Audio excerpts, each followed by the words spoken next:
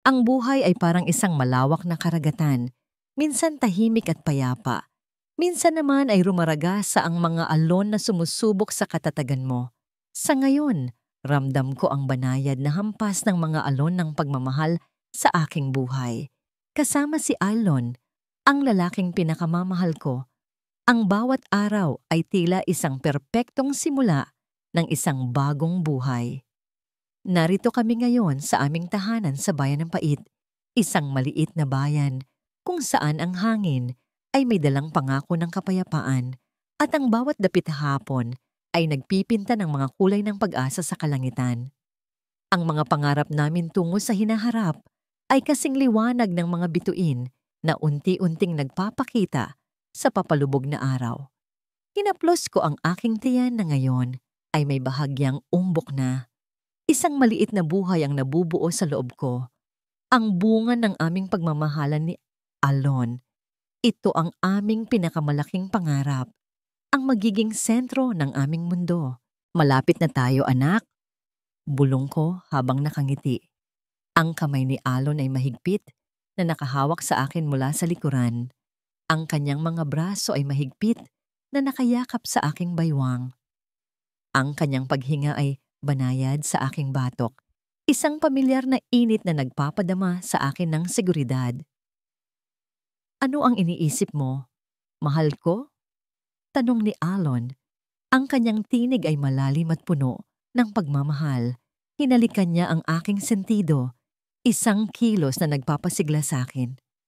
Ini-imagine ko lang kung ano ang magiging itsura niya. Kung kamukha mo ba siya o kamukha ko?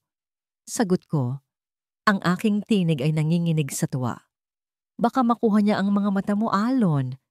Ang iyong mga matang nakakabaliw. Natawa siya ng mahina. At baka makuha niya ang iyong ganda at talino. Liwayway. Ang iyong puso na punong-puno ng kabutihan. Siyempre, gusto kong kamukha ka niya. Sandali kaming natahimik. Pinagmamasdan ang papalubog na araw. Ang mga kulay kahel, pula at lila ay nagsasayawan sa langit. Isang obra maestra na nilikha ng kalikasan. Ngunit sa gitna ng perpektong tanawing ito, may isang anino ng pangamba na nagsimulang gumapang sa aking puso. Napansin ko ang pagbabago kay Alon nitong mga nakaraang linggo. Madalas siyang malayo ang iniisip, minsan ay nakakatulala na lamang sa kawalan. Ang mga yakap niya ay tila may pagmamadali. Ang mga halik ay hindi na kasing init ng dati. Alon, simula ko ang aking tinig ay nag-aalangan. May problema ba? Nararamdaman ko, parang may nag-iiba. Biglang tumunog ang kanyang cellphone na nakapatong sa mesang malapit sa amin. Mabilis niyang kinuha ito. Ang kanyang mga mata ay lumayo sa akin. Isang nakangiting mukha ang sumalubong sa kanya mula sa screen. Isang babae. Ngunit nang makita niya ang pangalan na lumitaw, ang kanyang mukha ay biglang nagbago. Napalitan ng pagmamadali at pagmamalasakit. Mabilis niyang binuksan ang mensahe. Binasa ito at pagkatapos ay mabilis na isinara ang telepono. Itinago ito sa kanyang bulsa na parang isang lihim na kayamanan. Wala yon. Mahal ko. Sabi niya, ang kanyang tinig ay bahagyang pilit. Trabaho lang. May importante lang na kailangang ayusin. Ngunit ang mabilis niyang reaksyon, ang biglaang pagbabago sa kanyang ekspresyon, ang pagtatago ng telepono. Lahat ng ito ay nagsabi ng iba. Nakaramdam ako ng malamig na pawis na tumutulo sa aking sentido. May kakaiba. Isang malakas na kutob. Habang naghahanda ako ng hapunan, muling tumunog ang cellphone ni Alon. Hindi ko napigilan ang aking sarili. Natingnan ang screen. Nakita ko ang pangalan niya. Makisig. At isang mensahe na nagsasabing, "Miss you na agad, mahal ko. Bukas na lang ulit, ah." Nanigas ako sa kinatatayuan ko. Makisig. Sino si Makisig? Ang pangalang yon ay tila hindi pamilyar. Ngunit ang pagtawag na mahal ko at ang pagbanggit ng bukas na lang ulit ay nagpadala ng libu-libong maliliit na karayom sa aking puso. Napansin ko ang isang maliit na bagay na nahulog mula sa bulsa ng coat ni Alon na nakasabit sa silya. Isang maliit na velvet box na naglalaman ng isang magarang singsing na may maliit na diamante. Hindi ito ang singsing na suot ko. Hindi rin ito ang singsing na dapat sana ay para sa kasal namin. Ang lahat ng piraso ay nagsimulang magdikit-dikit sa aking isipan. Ang paglayo ni Alon, ang kanyang mga sikreto, ang mensahe mula kay Makisig, ang singsing na hindi ko kilala. Isang nakakabinging katahimikan ang bumalot sa kusina. Tanging ang pagtibok ng aking puso ang naririnig ko. Tila isang drum na nagbabadyang ng isang malaking sakuna. Bigla, isang matinding kirot ang tumusok sa aking puson. Napaupo ako sa sahig, hindi makahinga. Ang hapunan ay nalaglag mula sa aking mga kamay. Ang tunog ay tila isang malalayong ugong, dugo. Naramdaman ko ang pagdaloy ng dugo sa aking mga hita. Hindi ito maaaring mangyari. Alon, sigaw ko. Ang aking tinig ay puno ng takot at sakit. Alon! Tulong! Narinig ko ang yapak ni Alon na papalapit. Mabilis siyang lumuhod sa aking tabi. Ang kanyang mukha ay nababalot ng pag-aalala at takot. Ngunit sa gitna ng aking paghihirap, nakita ko ang isang bagay sa kanyang mga mata na hindi ko maintindihan. Isang bakas ng pagkakasala o baka naman pagpapanggap lamang. Liwayway, anong nangyayari? Tanong niya. Ang kanyang tinig ay nanginginig. Ngunit bago pa man ako makasagot, ang sakit ay naging mas matindi at ang lahat ay napalitan ng kadiliman. Ang huling imahe na nakita ko ay ang mukha ni Alon na papalayo at isang babae na nakatayo sa may pintuan, nakangiti ng malamig. Si Makisig. Cliffhanger. Isang matinding kirot ang tumusok sa puso ni Liwayway. Naramdaman niya ang pagdaloy ng dugo at nagsimulang mawalan ng malay habang nakikita ang nakangiting mukha ni Makisig sa may pintuan. Dahan-dahan kong iminulat ang aking mga mata. Isang nakakasilaw na puting liwanag ang tumama sa aking paningin. Dahilan upang mapangiwi ako. Ang tunog ng mga medical equipment na nag-iingay ay umaalingaw-ngaw sa tahimik na espasyo. Nasaan ako? Sinubukan kong igalaw ang aking katawan at naramdaman kong nanginginig ito sa sakit. Mahapdi sa buong katawan. Sakit. Iyon ang unang emosyong bumalot sa aking isipan. Hindi lamang sakit ng pisikal, kundi sakit na lumalalim hanggang sa kaibuturan ng aking puso. Naalala ko, ang sugat sa aking tiyan, ang dugo, at ang malamig na mukha, ang nakangising mukha ni Makisig. Bigla, ang pinto ng kwarto ay bumukas ng malakas. Isang matangkad na figura ang pumasok. Tila tumigil ang tibok ng aking puso. Si Alon iyon. Lumapit siya. May bahid ng pag-aalala sa kanyang mga mata. Ngunit mabilis itong napalitan ng isang ekspresyon ng pagiging seryoso at malamig. Ang ekspresyon na hindi ko pa kailanman nakita sa kanya. Liwayway, sabi niya. Ang kanyang tinig ay pantay. Walang anumang damdamin. Sabi ng doktor, nagising ka na. Tinitigan ko siya. Sinisikap na makahanap ng kahit kaunting pagmamahal o malasakit na dati niyang ipinapakita sa akin. Ngunit wala akong nakita, kundi kawalan. Alon, ang anak natin. Sabi ko, ang aking lalamunan ay tuyo. Bumuntong hininga siya, isang mabigat na paghinga na tila nagtatanggal ng pasanin. Liwayway. Ang nangyari. Iyon ang tadhana. Minsan, may mga hindi inaasahang bagay na nangyayari. Kailangan mong maging matatag. Tadhana, nanginginig ang aking tinig, halong galit at kawalan ng pag-asa. Tadhana ang sabi mo, paano si Makisig? Nasaan siya? Anong ginawa niya sa akin? Bawat salitang binibigkas ko ay tila kutsilyong dumudurog sa aking puso. Tumingin si Alon sa ibang direksyon, umiiwas sa aking mga matang puno ng sakit. Si Makisig, siya. Siya ay hindi sinasadya. Ikaw ang nahulog. Gusto ka lang niyang tulungan. Hindi makapaniwala. Isang malinaw na kasinungalingan.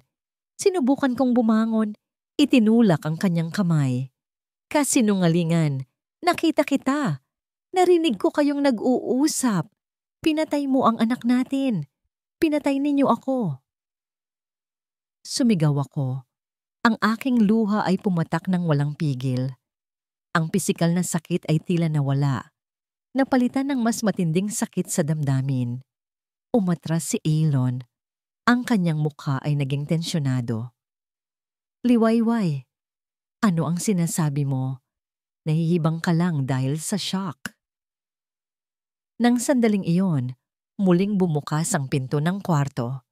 At sa pagkakataong ito, si Makisig na. Nakatayo siya doon, nakasuot ng mamahaling damit. Maayos ang pagkakaayos ng buhok at makeup. Tila hindi dumaan sa anumang malubhang pangyayari.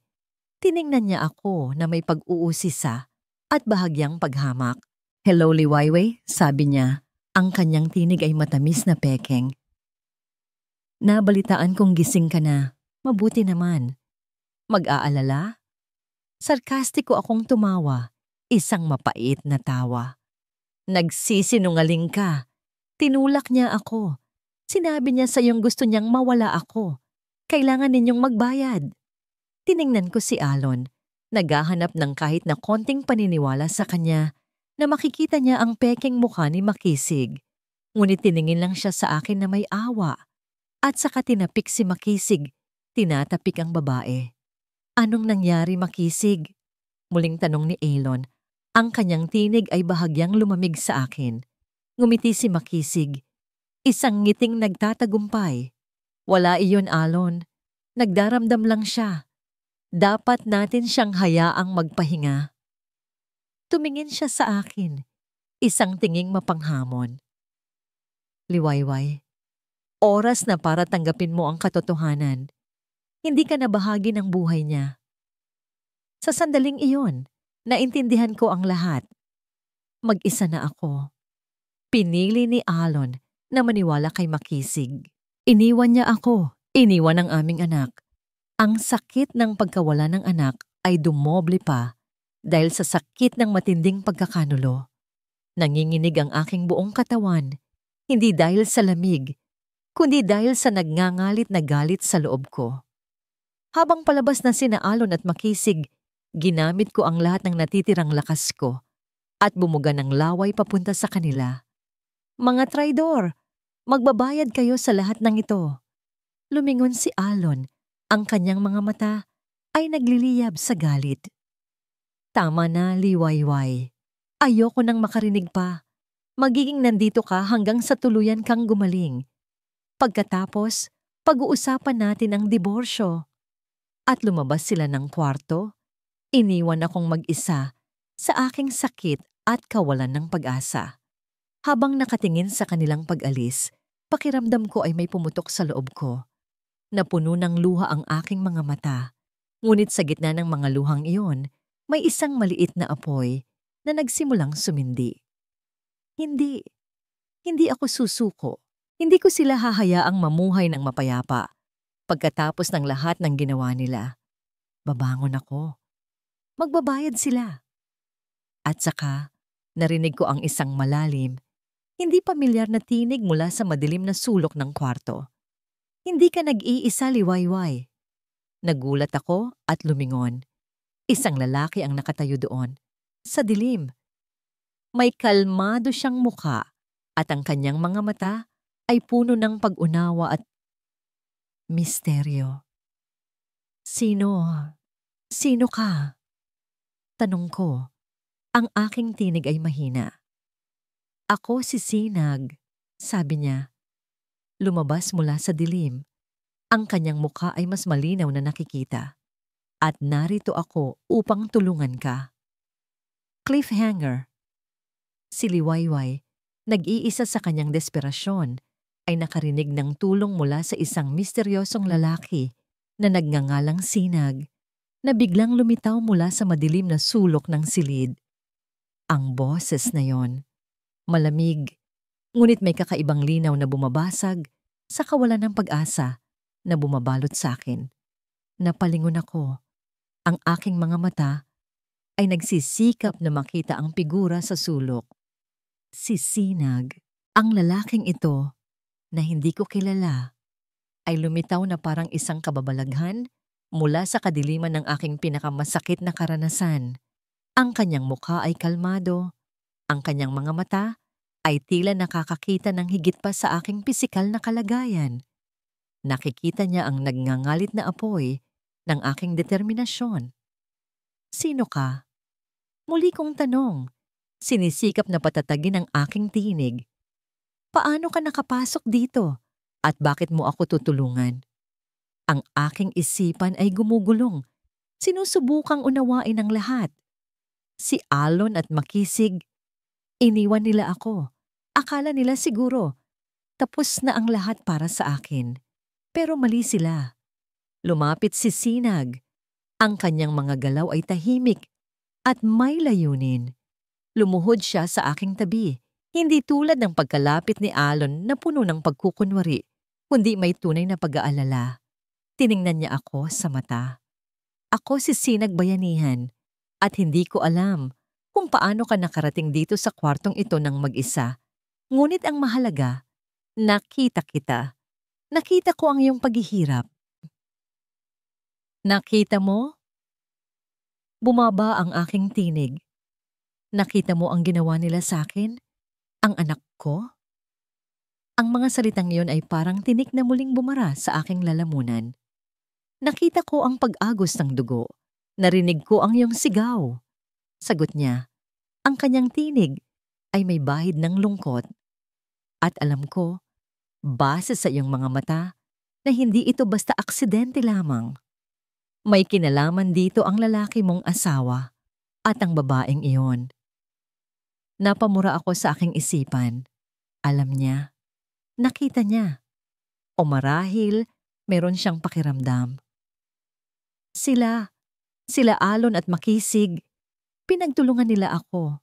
Binalak nila ito. Tumango si Sinag. Alam ko. At may dahilan kung bakit ako nandito. Matagal ko nang sinusubaybayan si Alon. May kinalaman siya sa pagkawala ng aking nakababatang kapatid na si Elias. Nawala si Elias ilang buwan na ang nakalilipas at ang huling mga bakas ay patungo sa mga transaksyon na may kinalaman kay Alon. Nang malaman kong nagkasakit ka at naospital at nakita ang lalaking iyon, nakasama ang isang babae na hindi mo pagkatao, naghinala ako, kaya't pinasok ko ang ospital na ito. Kinakailangan kong malaman ang totoo. Ang pagkawala ng kanyang kapatid, si Alon. Lahat ng ito ay tila isang masalimuot na palaisipan na nagsisimula ng mabuo. Ngunit ang mas mahalaga sa ngayon ay ang pag-asa na muling sumibol sa aking dibdib. Hindi ako nag-iisa. Mayroong isang estranghero na handang tumulong sa akin. Paano? Paano mo ako matutulungan? Tanong ko. Ang aking tinig ay puno ng pag-asa. Hindi ko na alam ang gagawin ko. Wala na akong lakas. Wala na akong kahit ano. Huwag mong sabihin yan, sabi ni Sinag. Hinawakan ang aking kamay.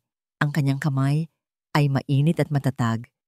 Isang malaking kaibahan sa malamig na paghawak ni Alon kanina. Nandito ka pa. Buhay ka pa. At iyon ang pinakamahalaga. Ang iyong pagiging buhay ay ang pinakamalakas mong sandata. Ang paghihiganti ay hindi ang tanging paraan. Liwayway. Ang pagbangon, ang pagpapakita sa kanila na hindi kanila kayang durugin. Iyon ang tunay na kapangyarihan. Pinilit kong umupo. Humuhugot ng lakas mula sa kanyang mga salita. Ang sakit ay naroon pa. Ngunit ang determinasyon ay mas nangingibabaw na ngayon. Tiningnan ko si Sinag. Ang kanyang mukha ay seryoso, ngunit puno ng determinasyon. Gusto kong malaman ang totoo. Gusto kong mabigyan ng hustisya ang anak ko. Gusto kong maghiganti.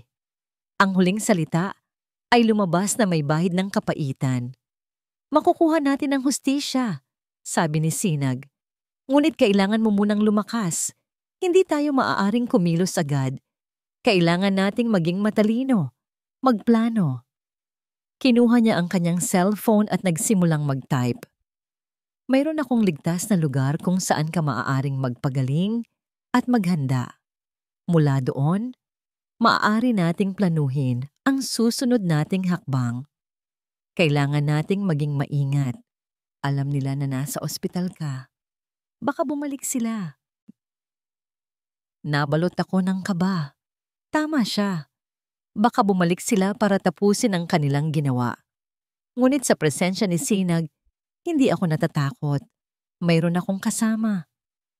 Sige, sabi ko. Ang aking tinig ay matatag na. Gagawin ko ang lahat. Magpapagaling ako. Maghahanda ako. Ngumiti si Sinag, isang tunay na ngiti na nagpagaan sa aking pakiramdam. Magaling. Iyan ang gusto kong marinig. Ngayon, kailangan nating umalis dito bago nila tayo mahuli. Tinulungan niya akong tumayo. Bawat hakbang ay masakit, ngunit ang bawat hakbang palayo sa ospital na yon, palayo sa mga alaala ng pagkakanulo at sakit, ay isang hakbang patungo sa muling pagsilang. Sa labas ng ospital, isang hindi masyadong kapansin-pansing sasakyan ang naghihintay. Sumakay kami ni Sinag. Habang papalayo kami sa bayan ng Pait, sa bayan na dating sumisimbolo ng aking kaligayahan at ngayon ay sumisimbolo ng aking pinakamalaking trahedya, tumingin ako sa aking likuran. Nakita ko ang mga ilaw ng ospital na unti-unting nawawala sa dilim, tila isang bangungot na aking iniiwan. Ngunit alam ko, ang tunay na paglalakbay ko ay nagsisimula pa lamang. Ang aking muling pagsilang mula sa abo ng aking nakaraan ay magsisimula na. Cliffhanger. Habang papalayo ang sasakyan ni Sinag sa bayan ng Pait, tumingin si Liwayway sa papalayo ng mga ilaw ng ospital. Alam niyang ang kanyang paglalakbay tungo sa pagbangon at paghihiganti ay nagsisimula pa lamang. Ang lugar na pinagdalhan sa akin ni Sinag ay malayo sa ingay at kaguluhan ng lungsod ng lihim. Isang maliit at tahimik na bahay sa gilid ng bundok na may malawak na tanawin ng karagatan. Ito ang tinatawag niyang Isla ng Pag-asa.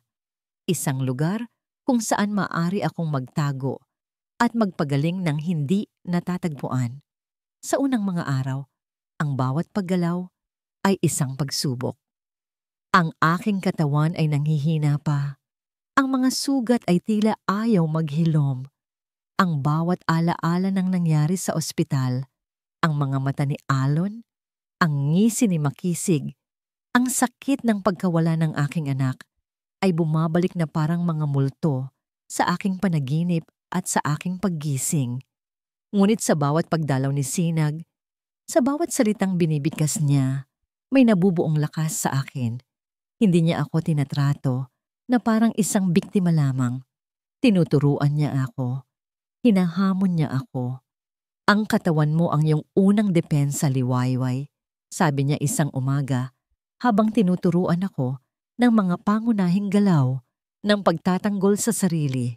Kailangan nating ibalik ang lakas na nawala sa iyo, hindi para manakit, kundi para protektahan ang sarili mo, para hindi ka na muling maging mahina.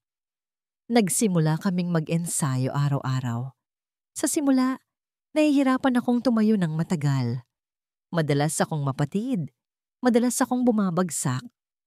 May mga pagkakataong napapaluha ako sa sobrang sakit at pagod, hindi lang ng katawan kundi pati ng kalooban. Ang bawat galaw ay nagpapaalala sa akin ng aking kahinaan noon. Ngunit sa tuwing bumabagsak ako, naroon si Sinag, hindi para kutyain, kundi para tulungang tumayo muli. Huwag mong isipin ang nakaraan, sabi niya. Ang kanyang tinig ay mahinahon, ngunit may diin. Isipin mo ang hinaharap. Isipin mo ang hustisya. Iyon ang magiging gatong mo. Bukod sa pisikal na pagsasanay, itinuro rin niya sa akin ang pagiging mapagmasid, ang pagiging tuso. Tinuruan niya akong magbasa ng mga tao, ng kanilang mga kilos, ng kanilang mga lihim. Sa lungsod ng lihim, ang bawat isa ay may itinatago. Paliwanag niya, kailangan mong matutunan kung paano basahin ang mga yon para malaman mo kung sino ang mapagkakatiwalaan at sino ang hindi. Madalas kaming nag-uusap tungkol kay Alon at Makisig. Sinabi ni Sinag na patuloy niyang sinusubaybayan ang mga kilos ng dalawa mula sa malayo. Nagpanggap siyang isang negosyanteng interesado sa mga proyekto ni Alon at sa gayon ay nakakalap siya ng impormasyon. Si Alon, sabi ni Sinag, mukhang nagpapatuloy sa kanyang buhay na parang walang nangyari. Pero alam kong may bumabagabag sa kanya. May takot sa kanyang mga mata sa tuwing nakikita niya ang isang bagay na nagpapaalala sa iyo. At si Makisig? Tanong ko, ang aking puso ay kumakabog sa galit sa tuwing naririnig ko ang pangalan niya. Siya ang mas mapanganib. Sagot ni Sinag, mas kalkulado, mas ambisyoso. Ginagamit niya si Alon para sa kanyang sariling pakinabang. May mga naririnig akong usap-usapan na hindi lang si Alon ang kanyang nilapitan. Mukhang naghahanap siya ng ibang paraan para masigurado ang kanyang kinabukasan. Ibig mong sabihin, oo, putol ni Sinag. Maaring mayroon siyang kasabwat na iba. Kailangan nating maging handa sa lahat ng posibleng mangyari. Isang gabing nagpapahinga kami matapos ang mahabang pagsasanay. Ipinakita sa akin ni Sinag ang ilang mga dokumento. Ito ay mga lumang balita at mga report tungkol sa pagkawala ng kanyang kapatid na si Elias.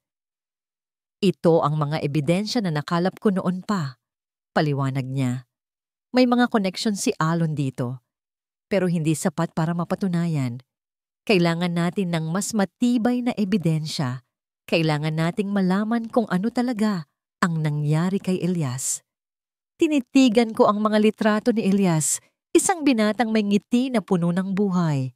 Nararamdaman ko ang bigat ng kanyang sinapit at ang pagnanais na mabigyan siya ng hustisya ay lalong lumakas sa aking puso.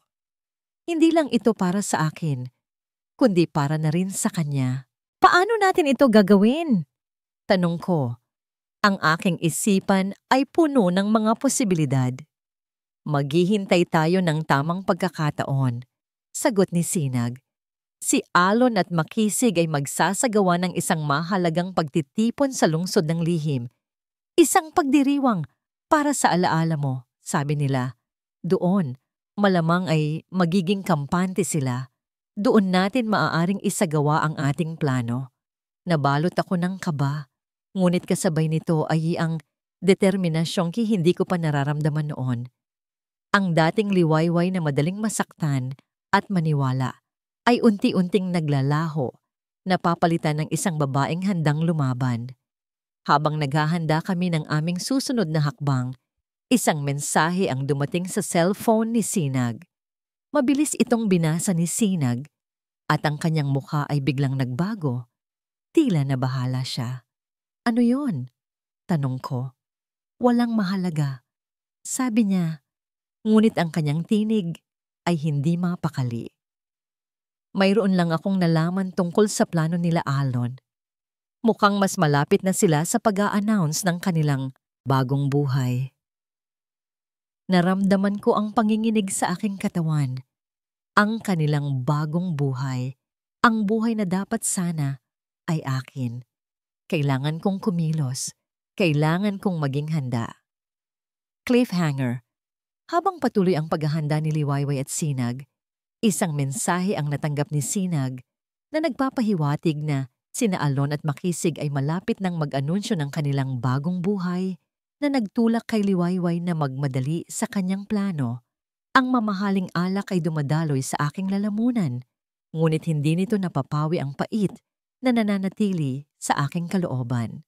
Narito ako sa aking maluwag na opisina sa lungsod ng lihim. Pinagmamasdan ng mga kumikinang na ilaw ng lungsod sa labas ng bintana. Ang lahat ay tila perpekto sa paningin ng iba. Si Alon, makapangyarihan, ang matagumpay na negosyante, ang bagong katuwang ni Makisig, ang babaeng aking minamahal. Ang salitang iyon ay tila hindi na akma sa aking bibig. Ang mga nakaraang linggo ay tila isang malaking pagsubok. Mula nang mangyari ang insidente sa ospital, ang pagkawala ni Liwayway, ang pag-amin ni Makisig na siya ang kasama ko, ay parabang nasa isang hindi matapos-tapos na bangungot ako. May bahagi sa akin na nagsisisi sa mga nangyari. Ang imahe ni Liwayway, ang aming anak na nawala, ay paminsan-minsan ay bumabalik.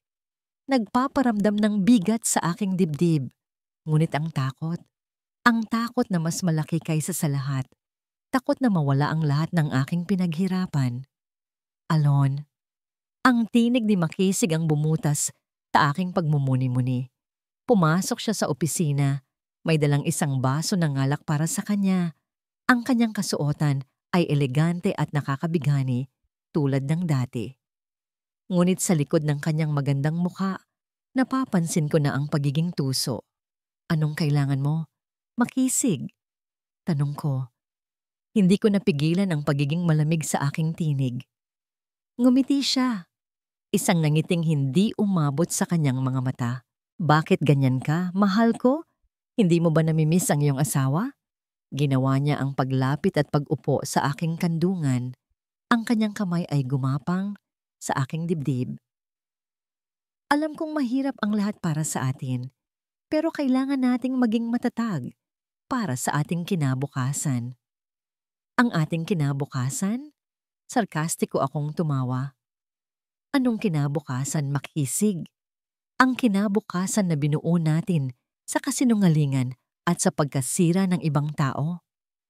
Huwag mong sabihin iyan, bulong niya. Ang kanyang tinig ay bahagyang nagbabago, nagiging mas seryoso. Ginawa natin ang kailangan nating gawin para mabuhay, para maging malaya. At hindi ka ba masaya na wala na si Liwayway? Hindi ba yon ang gusto mo? May bahagi sa akin na gusto kong sumigaw ng oo. Gusto kong sabihing oo. Masaya ako dahil wala na si Liwayway at hawak ko na si Makisig. Hawak ko na ang lahat. Ngunit hindi ko magawa. Ang bigat ng aking konsensya ay nananatili. Narinig mo ba ang balita? Tanong ko, binabago ang usapan. May mga usap-usapan na may nagtatanong tungkol sa pagkawala ni Elias, ang kapatid ni Sinag.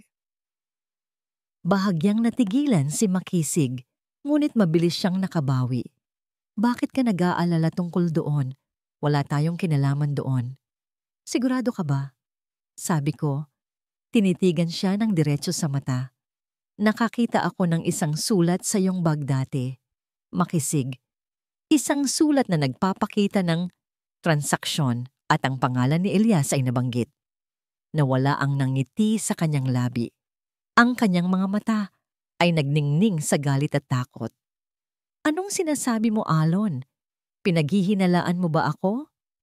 Hindi ko alam kung ano ang paniniwalaan ko, Makisig. Sabi ko, ang aking tinig ay nanatiling kalmado, ngunit puno ng pagbabanta. Lagi kang may mga sikreto. Minsan iniisip ko sino ka ba talaga. Biglang tumunog ang aking cellphone. Isang napanimpling numero. Binuksan ko ito at nakita ko ang isang mensahe. Tila isang litrato ito ng dalawang tao. Ako at si Makisig na nag-uusap sa isang madilim na iskinita. Ilang linggo na ang nakalilipas. Isang pagpupulong na sinubukan naming itago. Sa ibaba ng litrato ay may nakasulat na simpleng mensahe. Alam ko ang lahat. Mag-usap tayo. Nanlamig ang aking buong katawan. Sino ang nagpadala nito? At ano ang gusto niyang malaman? Ang kaalamang ito, kasama ang pagdududa ko kay Makisig, ay nagpapabigat lamang sa aking pakiramdam. Ang aming paglalakbay tungo sa tagumpay ay tila napupuno ng mga panganib na hindi ko inaasahan. Anong problema mo? Tanong ni Makisig. Napansin ang pagbabago sa aking ekspresyon. Wala, sabi ko. Mabilis na itinago ang cellphone. Nagkataon lang na may naisip akong importante tungkol sa nalalapit na pagtitipon. Iyon ang sinabi sa akin ni Sinag na plano ni Makisig. Isang pagtitipon, isang pagdiriwang para sa alaala ni Liwayway. Pero alam kong may iba pang dahilan ang pagtitipong yon. May plano si Makisig at natatakot ako na hindi ko na ito ganap na kontrolado. Ang aking ambisyon ay nagtulak sa akin na pumasok sa mundong ito. Ngunit ngayon, tila ang mundong ito ang humihila sa akin pababa. Tama ka, sabi ni Makisig. Ang kanyang tinig ay bumalik sa pagiging matamis.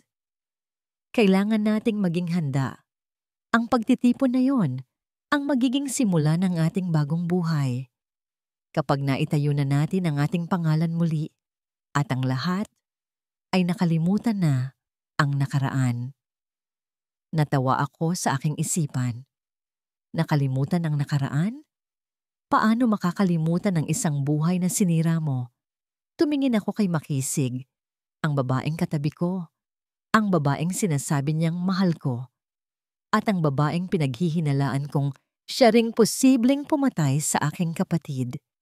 Ang lambat ng kasinungalingan na aming hinabi ay tila nagsisimula nang bumalot sa akin. Cliffhanger. Natanggap ni Alon ang isang misteryosong litrato at mensahe na nagpapahiwatig na may nakakaalam ng kanyang mga sikreto. Habang si Makisig ay naghahanda para sa isang mahalagang pagtitipon na alam ni Alon na may mas malalim na layunin. Sa Isla ng Pag-asa, ang bawat araw ay puno ng pagsasanay at paghahanap ng kaalaman. Kasama si Sinag, unti-unti kong nakukuha ang mga piraso ng palaisipan. Ang kanyang kwento tungkol sa pagkawala ni Elias, ang kanyang kapatid, ay nagbibigay sa akin ng panibagong dahilan para ipagpatuloy ang aking laban. Hindi lang ito para sa akin at sa aking nawalang anak, kundi para na rin sa hustisya para kay Elias. Nakakahanap kami ng mga koneksyon sa pagitan ng mga transaksyon ni Alon at sa mga huling lugar na pinupuntahan ni Elias bago siya nawala. Isang hapon, habang sinusuri namin ang mga lumang dokumento na nakuha ni Sinag mula sa isang pinagkakatiwalaang source, natuklasan namin ang isang mahalagang impormasyon. May isang lihim na kasunduan sa pagitan ni Alon at ng isang kakompetensyang kumpanya na matagal nang naghahangad na pabagsakin ang negosyo ng pamilya ni Alon. Mukhang si Alon ay nakipagsabwatan para ibenta ang mga sikreto ng kumpanya kapalit ng malaking halaga ng pera at posibleng kapalit ng pagpapatahimik kay Elias na nakadiskubre ng kanyang pandaraya. Ito na yon, Liwayway, sabi ni Sinag. Ang kanyang mga mata ay kumikinang sa determinasyon. Ito ang ebidensya na kailangan natin para mapatunayan ang koneksyon ni Alon sa pagkawala ni Elias. At malamang, sa kasong ito, ay pati na rin ang pagkamatay ni Elias. Ngunit habang nagpapatuloy kami sa pagkalap ng impormasyon, napansin ko ang ilang mga bagay na kakaiba kay Sinag. Madalas siyang tumatanggap ng mga tawag sa cellphone na tila nagmamadali at lihim. May mga pagkakataong nakikita ko siyang nakikipagpulong sa isang hindi kilalang lalaki sa bayan, malayo sa aming pinagtaguan. Nang minsang magtanong ako, mabilis niyang sinasagot na ito ay bahagi ng kanyang pagmamatsyag kay Alon. Isang gabi, habang nagliligpit kami ng mga gamit, aksidente kong nahawakan ang isang folder na nasa mesa ni Sinag. Naglalaman ito ng mga pangalan at mga transaksyon at nakita ko ang pangalan ng kakompetensyang kumpanya na nabanggit sa aming investigasyon, kasama ang pangalan ng isang abogado na hindi pamilyar sa akin. Ngunit ang mas nakapagpabigla sa akin ay ang pagkakita ko ng pangalan ng isang tao na alam kong konektado sa mga taong gustong pabagsakin si Alon. Tila may kasunduan si Sinag sa kanila. Sinag, tawag ko. Ang aking tinig ay nanginginig. Hawak ko ang folder. Ang aking mga kamay ay nanginginig. Ano ito? Tumingin siya sa folder at nakita ko ang biglaang pagbabago sa kanyang ekspresyon mula sa determinasyon patungo sa pagkabigla. At pagkatapos ay sa pag-aalangan, liwayway, hindi mo dapat nakita yan. Ano ang ibig mong sabihin, hindi ko dapat nakita? Humakbang ako palapit sa kanya. Ang aking puso ay bumibilis. Pinagkakatiwalaan kita, Sinag. Sinabi mo sa akin na tutulungan mo akong makamit ang hustisya. Pero ano itong mga ito? Bumuntong hininga siya. Liwayway, hindi ko ginawa ang lahat ng ito para lamang sa'yo. Mayroon din akong sariling layunin. Dahan-dahan niyang inamin ang mga taong ito sa folder. Sila rin ay may galit kay Alon. Sila ang nagbibigay sa akin ng impormasyon, ng suporta, kapalit ng pagtulong sa kanila na mapabagsak si Alon at ang kanyang mga kasabwat. Napaatras ako, hindi makapaniwala. Kaya ang lahat ng ito, ang pagtulong mo sa akin, ginawa mo lang ito para gamitin ako? Ang sakit na naramdaman ko ay mas matindi pa kaysa sa pisikal na sakit na naranasan ko. Ang pag-asa na aking natagpuan kay Sinag ay tila gumuho sa aking harapan. Hindi ganoon yun. Liwayway. Sabi niya, pilit na hinawakan ang aking braso. Tunay ang kagustuhan kong makatulong sa iyo.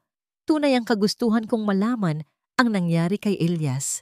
Ngunit hindi ko magagawa ang lahat ng ito ng mag-isa. Kailangan ko ng tulong. At ang mga taong ito, sila ang nagbibigay sa akin ng kakayahan para magawa nating ito. Kaya pala, sigaw ko, itinulak ang kanyang kamay. Kaya pala may mga lihim ka. Kaya pala nagtatago ka. Ginagamit mo lang ako para sa iyong pansariling interes. Ang galit ay bumalot sa akin. Nagiging sanhi ng aking mga salita na maging matalas at masakit. Sinabi mo sa akin na hindi ka tulad nila Alon at Makisig, ngunit nagkakamali ako. Sa gitna ng aming pagtatalo, biglang tumunog ang cellphone ni Sinag. Isang alerto mula sa isa sa kanyang mga tauhan. Mabilis itong binasa ni Sinag at ang kanyang mukha ay biglang nagbago mula sa pagiging nag-aalala, naging desperado. Anong nangyayari? Tanong ko. Ang aking galit ay pansamantalang napalitan ng pag-aalala. Nasa panganib ka, sabi ni Sinag. Ang kanyang tinig ay seryoso. Nakapasok ang mga tauhan ng kakumpetensya ni Alon sa lugar na ito. Mukhang nalaman nila ang tungkol sa ating pagtutulungan. Kailangan nating umalis dito, ngayon din. Bago pa man ako makasagot, narinig namin ang mga yabag, papalapit. Mga yabag ng maraming tao. At sa pagitan ng mga yabag na yon, nakarinig ako ng mga pamilyar na tinig. Mga tinig na kinamumuhian ko, ang mga tinig nina, Alon at Makisig. Nasaan na ang babaeng iyon? Narinig kong sabi ni Makisig. Ang kanyang tinig ay puno ng pagkaakit. Hindi pwedeng makatakas siya. Napatingin ako kay Sinag. Ang aking mga mata ay puno ng takot at pagkalito. Paano nila nalaman na nandito tayo? Nagkatinginan kami at sa mga mata niya, nakita ko ang isang bagay na nagpatindig ng balahibo ko. Mukhang may tumulong sa kanila na malaman ang kinaroroonan natin. Sabi niya, ang kanyang tinig ay mahina. At ang tanging tao na may kakayahang gumawa niyan ay ang isa sa mga kasabwat ko. Ang pagdududa na aking naramdaman kanina ay naging isang malaking bangungot. Ang taong pinagkatiwalaan ko, ang kasabwat ni Sinag, ay siya palang nagtraidor sa amin bago pa man kami makagalaw. Ang pinto ay bumukas ng malakas. Nakatayo doon sina Alon at Makisig, kasama ang ilang lalaking armado. Nakita rin kita, liwayway, sabi ni Makisig. Isang malamig na ngiti ang gumuhit sa kanyang mga labi. Akala mo, Makakatakas ka? Sinubukan ni Sinag na ilayo ako, ngunit hinarang kami ng mga tauhan ni Alon. Hindi kayo makakalabas dito, sabi ni Alon. Ang kanyang mukha ay puno ng paghihiganti. Nasa gitna kami ng kawalan. Ang aking pag-asa para sa hustisya ay tila nauudlot. Ang taong inakala kong tutulong sa akin ay siya palang naglagay sa akin sa mas malaking panganib. Cliffhanger. Sina Liwayway at Sinag ay napaligiran ng mga tauhan ni Alon at makisig sa kanilang taguan. Matapos mabunyag na ang isa sa mga kasabwat ni Sinag, ang nagtraidor sa kanila. Nasa gitna kami ng kaguluhan. Ang mga sigawan, ang tunog ng mga nagbabangga ang bakal, ang amoy ng pulburan na pumupuno sa hangin. Napapaligiran kami. Sina Alon at Makisig, kasama ang kanilang mga armadong tauhan, ay tila mga halimaw na lumitaw mula sa aking pinakamalalang bangungot. Ang mga mata ni Makisig ay puno ng tagumpay, habang si Alon naman ay may bahid ng pag-aalangan, ngunit ang takot sa kanyang muka ang higit na nangingibabaw. Ang pagtataksil na ito mula pa sa kasabwat ni Sinag na ngayon ay malinaw na nakatayo sa tabi ni Alon at Makisig na nakangisi ay tumapos sa lahat ng pag-asa. Sinubukan ni Sinag na ipagtanggol ako. Nakita ko siyang lumaban. Ang kanyang mga galaw ay mabilis at puno ng determinasyon, ngunit napakarami nila. Napakarami nila laban sa aming dalawa. Isang malakas na suntok ang tumama sa likod ng ulo ni Sinag at bumagsak siya sa sahig. Nawalan ako ng malay sandali at nang magkamalay ako, nakita ko si Sinag na hinihila ng dalawang lalaki. Ang kanyang mukha ay duguan, ngunit ang kanyang mga mata ay nakatuon pa rin sa akin. Isang huling babala na tila sinasabi, tumakas ka. Bago pa man ako makakilos, hinawakan ako ni Makisig sa braso. Ang kanyang kuko ay halos bumabaon sa aking balat. Akala mo makakatakas ka, Liwayway. Sabi niya, ang kanyang tinig ay puno ng panalo. Akala mo madali lang makamit ang hustisya? Nagkakamali ka. Nagpupumiglas ako. Ngunit walang silbi ang aking mga galaw. Ang aking katawan ay nangihina pa rin mula sa mga pinagdaanan ko. Bitawan mo ako, Makisig! Sigaw ko, puno ng galit at desperasyon. Hindi, sabi ni Alon. Lumapit siya sa amin. Ang kanyang mukha ay walang emosyon. Tinitigan niya ako na parang isang estranghero. Tapos na ang lahat, Liwayway. Wala ka nang mapupuntahan. Ang mga salitang iyon ay parang mga patak ng asido na dumapos sa aking puso. Wala na akong mapupuntahan. Tama siya. Nawala ang aking anak, ang aking tahanan, ang aking pagkatao, ang aking pag-asa. At ngayon, si Sinag, ang tanging taong nagbigay sa akin ng pag-asa, ay nahuli rin. Ang lahat ng aking pinaghirapan, ang lahat ng aking sakripisyo ay nauwi sa wala. Dinala nila ako sa isang lugar na hindi ko kilala. Isang abandonadong bodega, madilim at mabaho. Itinapon nila ako sa isang sulok na parang isang basahan. Nakita ko ang huling tingin ni Sinag bago siya hilahin palayo. Isang tingin ng pagkabigo. Ngunit mayroon ding kakaibang determinasyon. Naiwan akong mag-isa, walang lakas, walang pag-asa. Ang mga alaala ng aking anak ay bumabalik, ngunit ngayon, ang mga alaala na yon ay puno ng sakit at pangungulila. Nasaan ang hustisya? Nasaan ang paghihiganti? Tila ang lahat ng yon ay mga pangarap lamang na hindi na kailanman matutupad. Ang mga tauhan ni Alon at Makisig ay umalis. Iniwan akong nakahiga sa malamig na semento. Pinapanood ko ang mga anino na gumagalaw sa dingding, tila mga multo ng aking nakaraan. Ang aking katawan ay nanghihina, hindi lamang dahil sa pisikal na pagod, kundi dahil sa emosyonal na bigat ng lahat ng ito. Ang aking mga pangarap ay nawasak. Ang aking mundo ay gumuho. Napaiyak na lamang ako. Ang aking mga hikbi ay tanging tunog na maririnig sa katahimikan ng bodega. Ito na ba ang katapusan? Ito na ba ang huli kong kabanata? Ang pagkawala ng lahat, ang pagiging wala, ang pagkatalo, ang pakiramdam ng ganap na kawalan ay mas masakit pa kaysa sa anumang pisikal na sugat. Parang ang aking kaluluwa ay unti-unting namamatay. Nagsimulang bumagsak ang aking mga takip mata. Ang kadiliman ay unti-unting lumalamon sa aking paningin. Sa huling sandali, bago tuluyang lamunin ng kadiliman, isang imahe ang sumagi sa aking isipan. Ang mukha ng aking anak, na hindi ko man lang nakilala. Ito na ba ang aking kapalaran? Ang maglaho ng walang bakas, tulad ng aking anak? Cliffhanger. Habang si Liwayway ay tuluyang nawawalan ng malay sa malamig na sahig ng bodega, napapaligiran ng kawalan ng pag-asa, ang kanyang huling naiisip ay ang mukha ng kanyang anak na nagtatanong kung ito na nga ba ang kanyang kapalaran, ang maglaho ng walang bakas, ang lamig. Iyon ang unang gumising sa akin. Malamig na semento na dumidikit sa aking pisngi.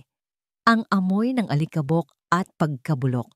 Nang imulat ko ang aking mga mata, nakita ko ang mga madidilim na anino sa kisame ng bodega.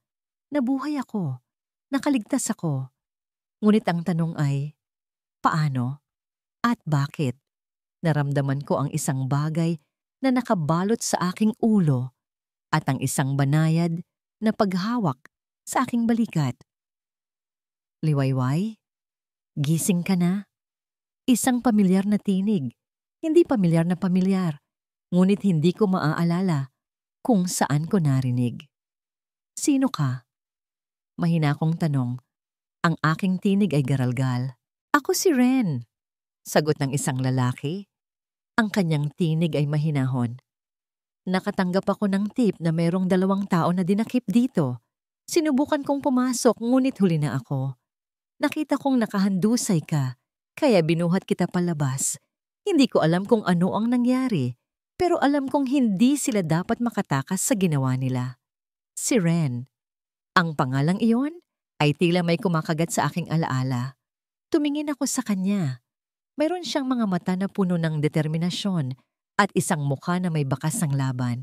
Siya ba ang kasabwat ni Sinag na nag-tridor sa amin? Hindi. Tila iba ang kanyang kilos. Tila tunay ang kanyang pag-aalala. Si Sinag, nasaan siya? Tanong ko, ang aking puso ay nababagabag. Hindi ko alam, sabi ni Ren. Ang kanyang mukha ay nalungkot. Nang dumating ako, nakita ko siyang kasama ng mga tauhan ni Alon. Hindi ko na siya nakita pa pagkatapos noon. Ngunit alam kong hindi siya susuko. Naintindihan ko, si Sinag, kahit na nagkaroon ng mga lihim, ay hindi niya ako iniwan. Meron pa siyang ipinaglalaban. At ako? Bumagsak ako. Hayaan ko lang ba na manatili akong nakahiga dito? Hayaan silang manalo? Hindi. Isang matinding determinasyon ang bumalot sa akin. Ang imahe ng aking anak, ang pangarap na nawasak, ang pagtataksil na naranasan ko. Lahat ng yon ay nagbigay sa akin yung lakas. Bumangon ako. Kahit na nanginginig pa ang aking mga binti. Ang aking mga sugat ay mahapdi, ngunit ang sakit na yon ay mas maliit kumpara sa sakit ng kawalan ng hustisya. Kailangan kong bumalik, sabi ko. Ang aking tinig ay matatag. Kailangan kong tapusin ito. Nagulat si Ren sa aking determinasyon. Ngunit Liwayway, mahina ka pa. Hindi ka pa handa. Handa na ako. Giit ko. Ang paghihirap na ito ang nagpalakas sa akin. Ang pagkawala ng lahat ang nagturo sa akin kung ano ang tunay na mahalaga. Ang paghihiganti ay hindi ang tanging layunin ko. Gusto kong ibalik ang aking pangalan. Gusto kong ipakita sa kanila na ang isang babaeng tulad ko na nawalan ng lahat ay maaari pa ring bumangon. Nag-isip si Ren sandali. May alam akong lugar kung saan maaari tayong magtago pansamantala. At mayroon akong ilang kaibigan na may kakayahan. Maaaring hindi kasing husay ni Sinag, ngunit maaari silang makatulong sa atin. Sumang-ayon ako. Kailangan ko ng tulong. Kailangan ko ng plano. Ang pagbabalik sa tanghalan ay hindi dapat maging isang desperadong hakbang, kundi isang estratehikong pag-atake. Sa mga sumunod na araw, sa tulong ni Ren, nagsimula akong magsanay muli. Mas mahirap ito ngayon dahil alam kong ang bawat pagkakamali ay maaring maging katapusan. Nag-ensayo ako ng paulit-ulit, pinapahusay ang aking mga galaw, pinapalakas ang aking katawan at isipan. Nakikipag-ugnayan din kami kay Sinag na sa kabila ng kanyang pagkakadakip at pagkawala ay nagawa pa ring makapagpadala ng mensahe kay Ren. Sabi niya, meron siyang nakalap na karagdagang impormasyon tungkol sa mga plano ni Alon at Makisig at tungkol sa nalalapit na pagtitipon. Kailangan daw naming magmadali. Sa wakas, dumating ang araw ng pagtitipon. Ito ang tinatawag nilang pagdiriwang ng alaala ni Liwayway Lumina. Isang pagtitipon na ginanap sa isang malaking ballroom sa lungsod ng lihim. Ang mga pinakamakapangyarihan at maimpluwensyang tao sa lipunan ay naroon. Sina Alon at Makisig ay nasa gitna. Ang kanilang mga muka ay puno ng pagpapanggap. Pinapakita ang kanilang kalungkutan sa pagkawala ko. Nakatago kami ni Ren sa isang madilim na sulok ng silid malapit sa backstage. Nakasuot ako ng isang simpleng damit, ngunit meron akong kakaibang presensya. Ang presensya ng isang taong bumangon mula sa kamatayan. Ang aking puso ay kumakabog. Hindi sa takot, kundi sa determinasyon. Handa ka na ba? Tanong ni Ren. Ang kanyang tinig ay mahinahon, ngunit puno ng suporta. Tumango ako, huminga ng malalim. Handa na ako. Nagsimula ang programa. Si Alon ang unang nagsalita. Ang kanyang tinig ay puno ng pekeng emosyon habang binabanggit ang aking pangalan.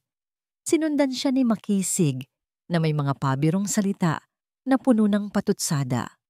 Ang bawat salita nila ay parang patalim na tumutusok sa akin, ngunit sa halip na magdulot ng sakit, ito ay nagpapalakas lamang ng aking determinasyon. Sa tamang oras, nang ang lahat ay nakatuon sa entablado, nagbigay ng senyas si Ren. Ito na ang pagkakataon. Sa aking isipan, ang imahe ng aking anak ang nagbigay sa akin ng lakas.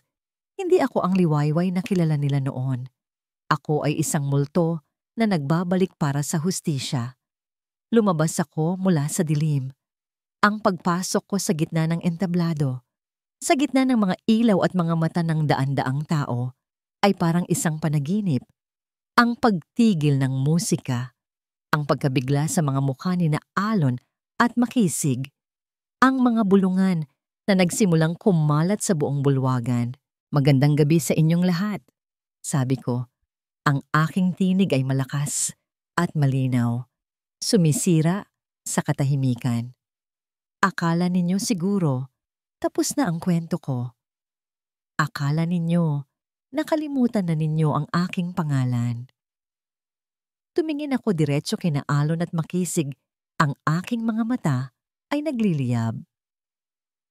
Ngunit narito ako, ang multo na hindi nila napatay, ang Liwayway Lumina na minsan ninyong tinraidor.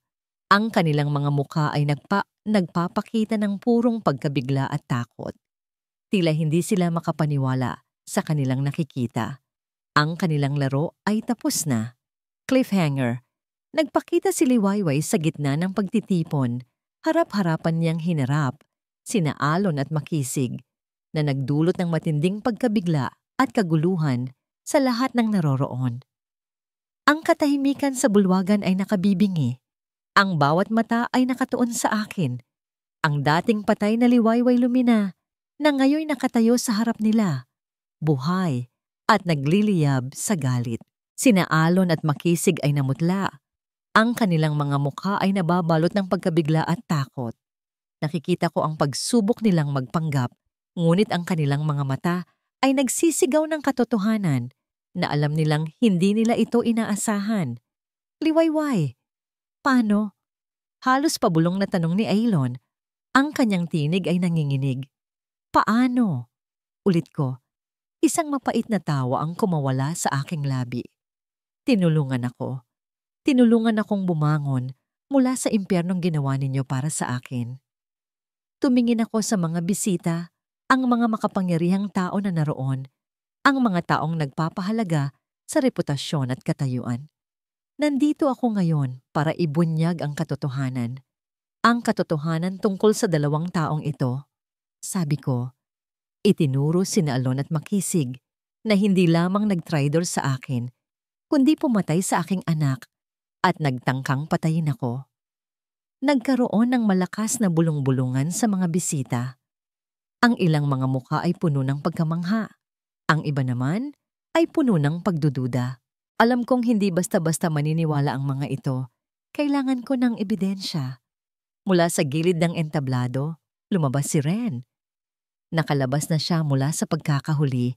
Tila may nagligtas din sa kanya. Ngayon, hawak niya ang isang maliit na tablet. Tumingin siya sa akin, isang tango ng pagkilala, at pagkatapos ay itinapat ang screen sa direksyon ng mga bisita. Narito ang mga ebidensya, sabi ni Ren. Ang kanyang tinig ay malakas at malinaw. Ang mga transaksyong pinansyal ni Alon makapangyarihan sa mga dayuhang kumpanya na nagpapatunay ng kanyang pagbebenta ng mga lihim ng kanyang sariling kumpanya. Ang mga testimonya mula sa mga dating empleyado na binayaran para manahimik tungkol sa mga sabotahe na ginawa niya.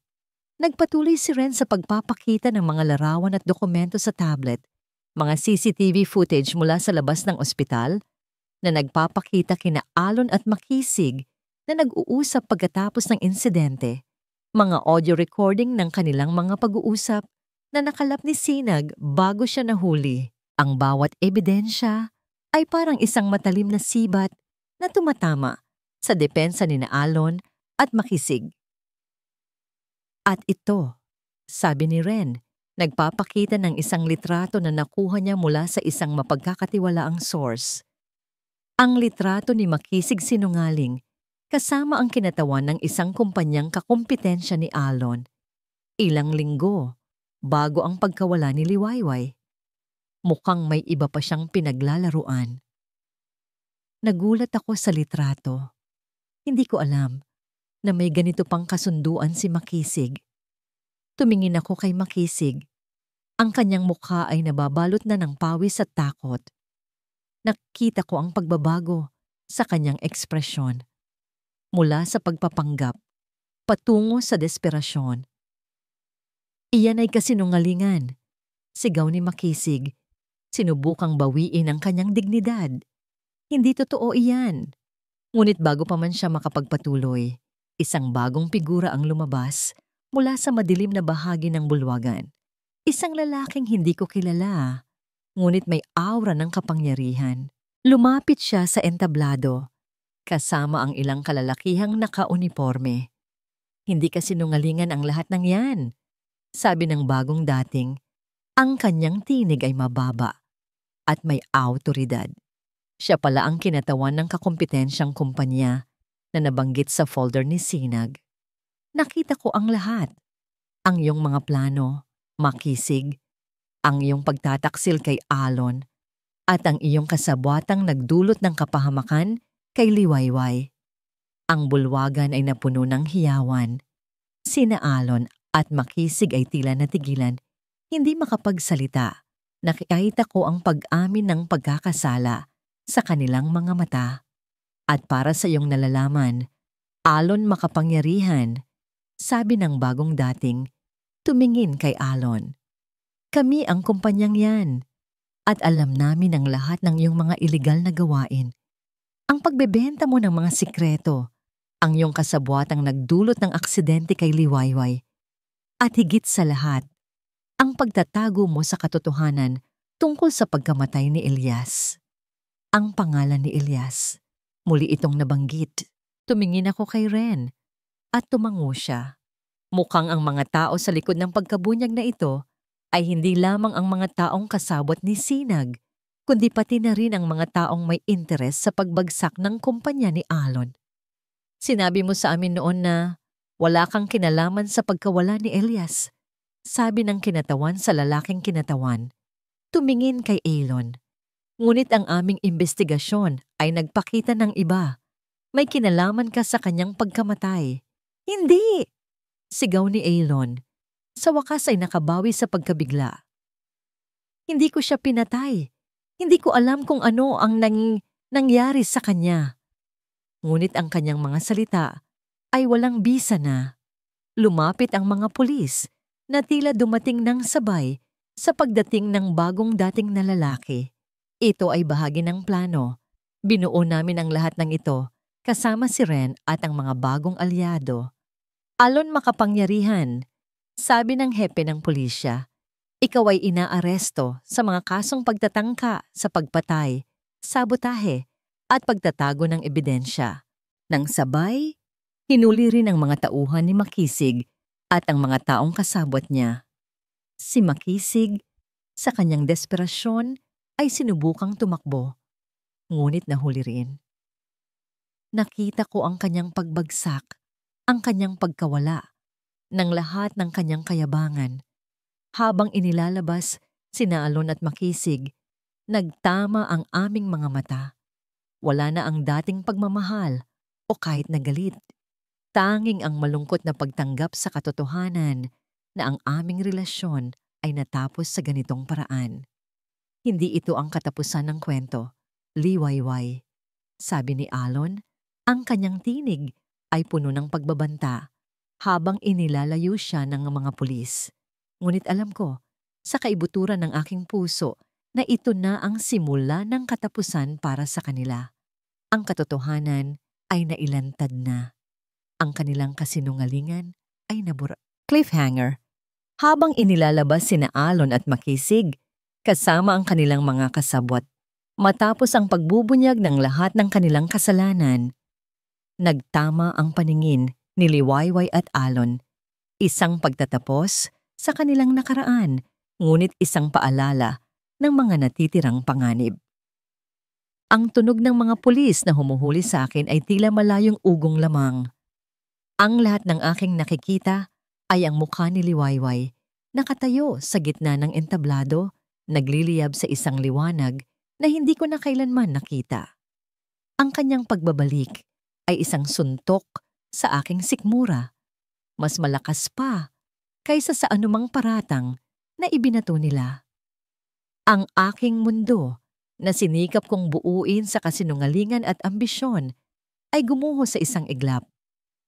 Habang inilalabas ako, ang aking mga mata ay patuloy na nakatuon kay Liwayway. May sinabi siya, ngunit ang mga salita ay nawala sa gitna ng kaguluhan. Nang aking marinig ang kanyang sinabi na siya ay tinulungan ng isang tao, nag-alala ako. Sino ang tumulong sa kanya? At paano niya nalaman ang lahat ng ito? Maya-maya pa, sa gitna ng bulwagan, may isang bagong figura ang lumitaw. Isang lalaki, elegante ang kasuotan, na may aura ng kapangyarihan. Kasama niya ang mga armadong lalaki, at sa tabi niya ay siya, ang kinatawan ng kakompetensyang kumpanya na siyang kasabwat ni Makisig. Nanlamig ang aking buong katawan. Hindi pala sila ang kalaban lang. May iba pa. Alon makapangyarihan, sabi ng lalaking iyon. Ang kanyang tinig ay puno ng pagkamangha. Kami ang kumpanyang iyan. At alam namin ang lahat ng iyong mga ilegal na gawain. Ang pagbebenta mo ng mga sikreto, ang iyong kasabwatang nagdulot ng kapahamakan kay Liwayway at higit sa lahat, ang pagtatago mo sa katotohanan tungkol sa pagkamatay ni Elias. Ang pangalan ni Elias, ang pangalan na pinilit kong kalimutan, ang pangalan na bumabagabag sa aking konsensya. Ngayon, ito na ang magiging sanhi ng aking pagbagsak. Hindi. Sigaw ko. Sinubukang bawiin ang aking sarili. Hindi ko siya pinatay. Hindi ko alam kung ano ang nangyari sa kanya. Ngunit ang aking mga salita ay tila walang kabuluhan. Ang mga pulis ay nasa harap ko na. Ang kanilang mga kamay ay nakahanda ng humuli sa akin. Habang inaaresto ako, nakita ko si Makisig sa aking tabi. Ang kanyang mukha ay puno ng takot at galit. Sa gitna ng lahat ng ito, nakita ko ang isang bagay sa kanyang mga mata na hindi ko napansin dati. Isang malalim na kawalan ng katiyakan. Alon, bulong niya habang hinihila siya palayo. May kailangan akong sabihin sa'yo. Ngunit bago pa man niya masabi, isang hindi inaasahang pangyayari ang naganap. Mula sa madla, lumabas ang isang babae na may daladalang isang maliit na sanggol. Napakaganda ng sanggol, tila natutulog ng mahimbing. Ang lahat ay napatingin sa kanya. Sino siya? Bulong ng mga bisita. Ang babae ay lumapit sa gitna, malapit sa akin, at tumingin kay Makisig. Makisig, sabi niya. Ang kanyang tinig ay malumanay, ngunit puno ng awtoridad. Naiintindihan ko na ang lahat. Ang iyong mga kasinungalingan, ang iyong paggamit sa akin. Napatigil si Makisig. Ang kanyang mga mata ay nanlalaki. Anong sinasabi mo? Ang sinasabi ko, sabi ng babae, hinahaplos ang sanggol, ay ang batang ito, hindi anak ni Alon. Anak ko siya. At ikaw, Makisig, ang tumulong sa akin para ipagpatuloy ang plano ni Alon na itago ang katotohanan. Isang malakas na buntong hininga ang lumabas sa akin. Ang babaeng ito, sino siya? At bakit niya sinasabi ang mga iyon? Nang tumingin siya sa akin, may bahid ng lungkot sa kanyang mga mata, ngunit mayroon ding pag-unawa. Ako si Clara, sabi niya, tumingin sa akin. Ang dating sekretarya ni Alon, ang babaeng pinagbantaan mo noon. Tinulungan mo akong lumayo, ngunit hindi ko nagawang talikuran ang aking anak. At nang malaman kong nabuntis ka ni Alon at ang plano ninyong itago ang lahat, tinulungan ako ni Makisig para mailigtas ang sanggol na ito. Napakalaki ng pagkabigla na naramdaman ko. Si Clara, ang dating sekretarya ni Alon, ang babaeng yun na tila natatakot sa lahat. Siya ang may hawak ng anak na dapat sana ay akin. At si Makisig, ang babaeng inakala kong mahal ko, ay tumulong sa kanya para itago ito? Hindi! Sigaw ni Makisig. Ang kanyang pagpapanggap ay ganap ng gumuho. Hindi totoo yan. Sinungaling ka. Ngunit ang kanyang mga salita ay wala ng epekto. Ang mga pulis ay lumapit kay Clara. Nakikinig sa kanyang salaysay. Ang kanyang kwento na sinusuportahan ng mga dokumento na nakuha ni Ren ay nagpatunay ng lahat. Si Clara ang tunay na ina ng bata at si Makisig ang tumulong sa kanya para itago ito kay Liwayway habang ginagamit ang sitwasyon para mas mapalapit kay Alon. Napakalaki ng pagkadismaya ang naramdaman ko. Hindi lang dahil sa pagkakanulo ni Makisig, kundi dahil sa katotohanang ang aking anak na nawala ay hindi pala tunay na nawala sa akin. Ito ay naroon lamang, kasama ang isang babae na hindi ko kilala. Habang inilalayo ako, nakita ko si Liwayway na nakatayo roon, tinitigan ng sanggol. Ang kanyang mukha ay puno ng iba't ibang emosyon. Pagkabigla, sakit, pagkalito, ngunit meron ding bahagyang pag-asa. Ang lahat ng aking plano, ang aking ambisyon, ang aking pagtataksil, lahat ay nauwi sa isang komplikadong sitwasyon na hindi ko inaasahan. Ang aking kapalaran at ang kapalaran ni Liwayway ay tila magkakaugnay pa rin, ngunit sa paraang hindi ko kailanman inakala. Cliffhanger. Sa gitna ng pagkahuli ni Alon at Makisig, isang babae na nagngangalang Clara ang lumitaw kasama ang isang sanggol. Ibinubunyag na siya ang tunay na ina nito at si Makisig ang tumulong sa kanya na itago ito, na nagdagdag ng isa pang malaking twist sa kwento.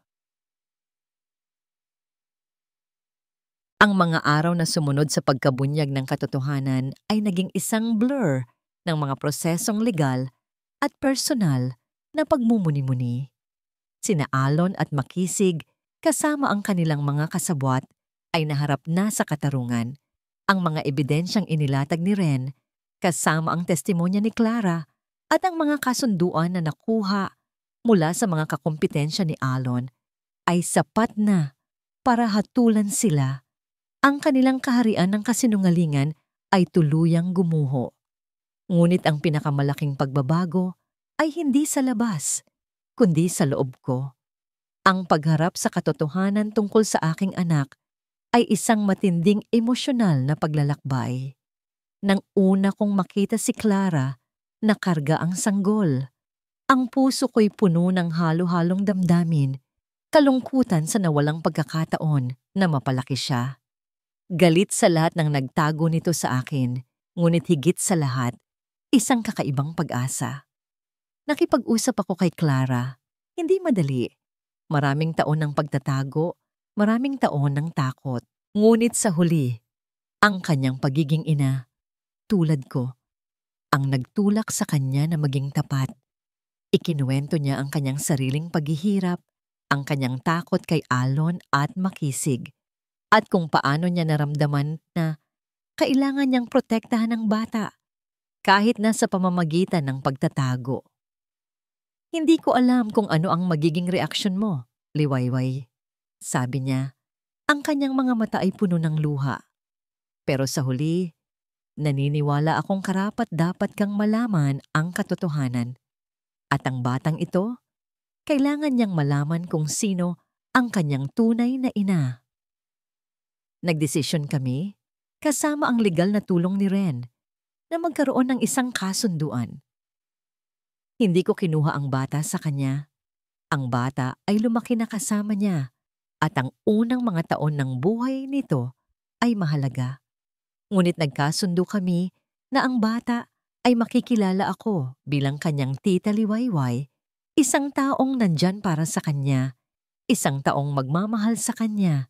Ito ay hindi ang ina na aking pinangarap, ngunit ito ay isang simula. Isang paraan upang maghilom ang sugat. Ang aking relasyon kay Sinag ay nagbago rin. Ang kanyang mga lihim ay nagdulot ng sakit at pagdududa noon. Ngunit ang kanyang sakripisyo sa huli upang iligtas ako at ilantad ang katotohanan ay hindi ko malilimutan. Nang makalabas siya sa kustodya dahil sa kakulangan ng direktang ebidensya laban sa kanya sa kaso ni Elias, bagaman patuloy pa rin ang investigasyon, kami ay nagkita muli. Liwayway, sabi niya, ang kanyang tinig ay puno ng pagsisisi. Patawarin mo ako sa mga naging lihim ko. Hindi ko alam kung paano ipapaliwanag ang lahat noon nang hindi ka na ilalagay sa mas malaking panganib. Naiintindihan ko, Sinag. Sagot ko, ang aking tinig ay mahinahon na. Ang galit ay napalitan na ng pag-unawa. Ang mahalaga ay ang katotohanan ay nailabas na at nakaligtas tayo. Nagpatuloy kami sa pagsuporta sa isa't isa sa paghahanap ng mas malalim na hustisya para kay Elias. Ang mga kaso laban kay Alon at Makisig ay nagpapatuloy, ngunit sa pagkakataong ito, ang hustisya ay mas malapit ng makamit. Nasa Isla ng Pag-asa ako ngayon, ang lugar na nagsilbing aking kanlungan at training ground. Ang hangin ay sariwa at ang tanawin ng karagatan ay payapa. Hindi na ito ang lugar ng pagtatago, kundi ang lugar ng aking muling pagsilang. Nakaupo ako sa dalampasigan, pinagmamasdan ng mga alon na banayad na humahampas sa buhangin. Hindi ko na kailangan ng paghihiganti. Ang paghihiganti ay nag-iiwan lamang ng pait. Ang kailangan ko ay kapayapaan, ang pagtanggap sa aking nakaraan, at ang pagyakap sa aking hinaharap. Nakita ko si Ren na papalapit. Dala ang isang tasa ng kape. Mukhang payapa ka ngayon, sabi niya, naupo sa aking tabi. Ngumiti ako. Oo, Ren. Salamat sa lahat ng iyong tulong. Salamat sa lahat ng nanatili sa aking tabi. Kaibigan mo kami, Liwayway. Sagot niya. At ang iyong pagbangon ay ang aming tagumpay. Mayroon pa akong mga plano. Isang bagong simula. Maaaring magtayo ng isang organisasyon na tutulong sa mga biktima ng karahasan at pandaraya tulad ko. Maaaring maging boses para sa mga walang boses. Ang aking mga sugat ay naghilom na, hindi nawala, ngunit nagbigay ng lakas. Ang bawat peklat ay isang paalala ng aking paglalakbay, ng aking katatagan. Tumingala ako sa langit. Sa papalapit na takip silim, ang mga kulay ay nagbabago, naghahanda para sa bagong araw. Ang aking buhay ay hindi na tulad ng dati. Ito ay mas malakas, mas matalino, at mas puno ng pag-asa. Ang binmin na nawasak noon ay muling sisikat, hindi na puno ng pait, kundi ng pangako ng isang mas magandang bukas. Cliffhanger. Si Liwayway ay nakaupo sa dalampasigan, nakakaramdam ng kapayapaan at pagtanggap sa kanyang nakaraan, habang pinagmamasdan ang paglubog ng araw na naghahanda para sa isang bagong simula. Ang kwento ni Liwayway Lumina ay isang testamento sa katatagan ng espiritu ng tao. Mula sa isang babaeng nalulunod sa pag-ibig at pangarap, siya ay napilitang harapin ang kadiliman ng pagkakanulo at pagkawala. Ngunit sa halip na manatiling biktima, pinili niyang bumangon.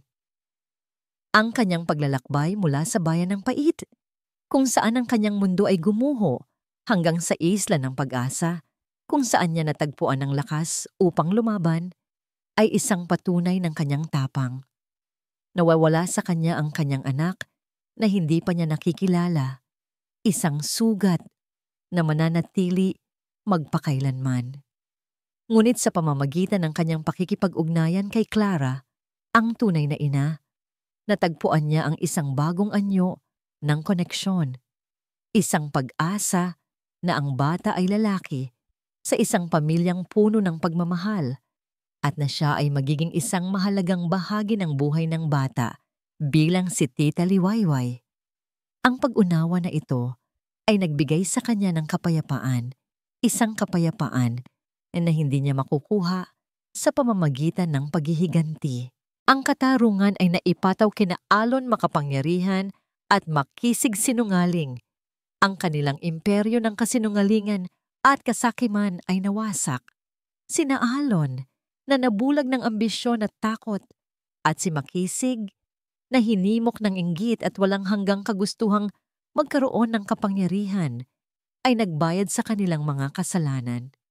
Ang paglilitis ay mahaba, ngunit ang katotohanan na ibinunyag ni Liwayway kasama ang tulong ni Ren at ang mga bagong kaalyado ay hindi maitatanggi. Ang kanilang mga kaso ay patuloy pa rin, ngunit ang kanilang impluwensya at kapangyarihan ay tuluyan ng nawala. Sisinag bayanihan sa kabila ng kanyang mga lihim at ang kanyang sariling pakikipaglaban para sa hustisya ng kanyang kapatid na si Elias ay natagpuan din ng kapatawaran. Ang kanyang tunay na intensyon na tulungan si Liwayway ay lumabas, bagaman ang kanyang mga pamamaraan ay minsan ay nagdulot ng pagdududa. Ang patuloy na pag-iimbestiga sa kaso ni Elias ay nagbigay sa kanya ng bagong layunin, isang pagpapatuloy ng kanyang pakikipaglaban para sa katotohanan. Ang Isla ng Pag-asa ay naging higit pa sa isang taguan para kay Liwayway.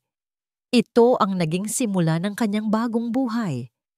Ang kanyang paglalakbay mula sa pagiging isang biktima patungo sa isang tagapagtaguyod para sa iba ay nagsimula.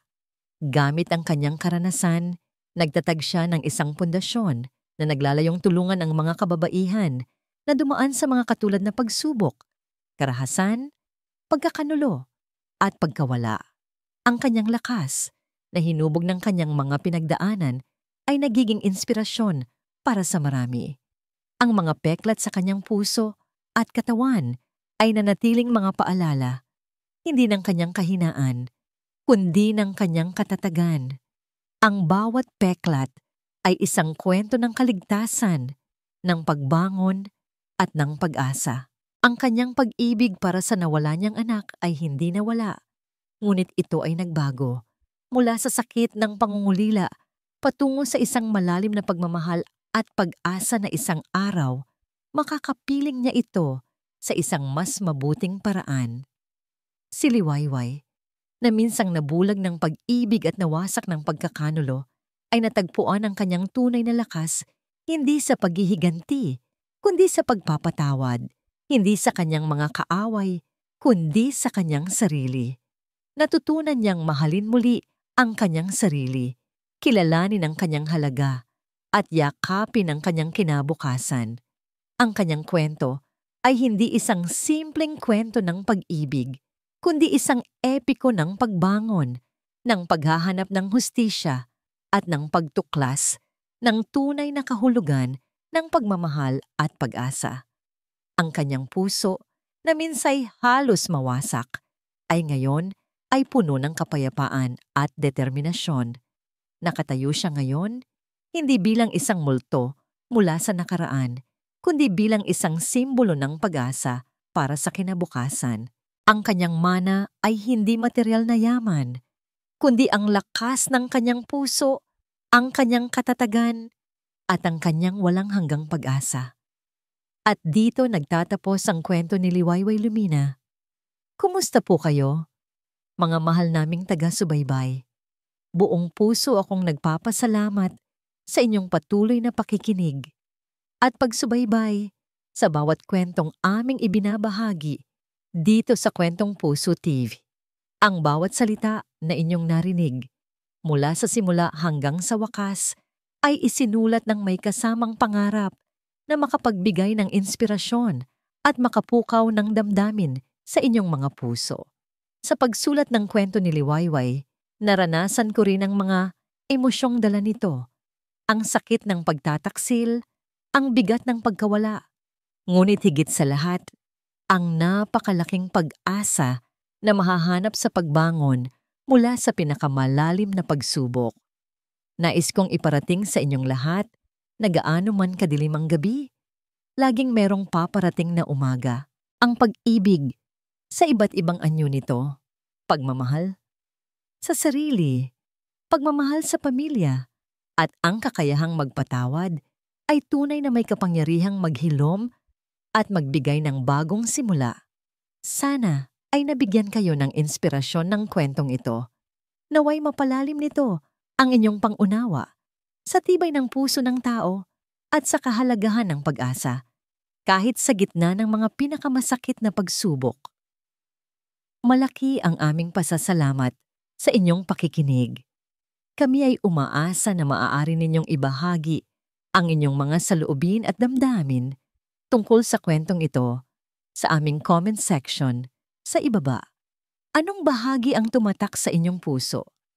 Anong aral ang inyong natutunan? Nais naming marinig mula sa inyo. Kwentong Puso TV.